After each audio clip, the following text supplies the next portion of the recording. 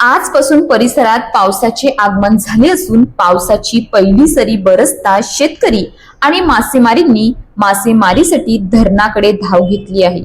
मात्र या उत्साहात आज मोडगाव नवापाडा येथे एक गंभीर अपघाताची घटना घडली। उधवा ते धुंदलवाडी मार्गावर मासेमारीसाठी गेलेल्या काही व्यक्तींनी आपल्या गाड्या रस्त्याच्या कडेला उभ्या केल्या होत्या। दरम्यान भरधाव वेगानं आलेल्या एका मालवाहू कंटेनरनं उभ्या असलेल्या दोन गाड्यांना जोरदार धडक दिली। जीवितहानी टळली, गाड्यांचे मोठे नुकसान। या भीषण धडकेत दोन्ही गाड्यांचा चक्काचूर झाला असून कंटेनर पुलावर जाऊन अडकला। सुदैवाने यावेळी मासेमारीसाठी गेलेले लोक गाड्यांमध्ये नसल्याने मोठा अनर्थ टळला आणि जीवितहानी टळली। ही घटना घडली तेव्हा परिसरात एकच खळबळ उडाली।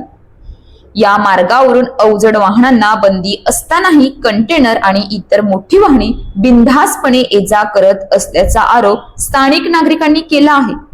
अरुंद रस्त्यांवरून अशी भरधाव अवजड वाहने येत असल्याने कायम अपघाताचा धोका निर्माण झाला आहे। प्रशासनाने या मार्गावरील वाहतुकीकडे लक्ष देऊन कडक कारवाई करावी अशी मागणी आता जोर धरू लागली आहे।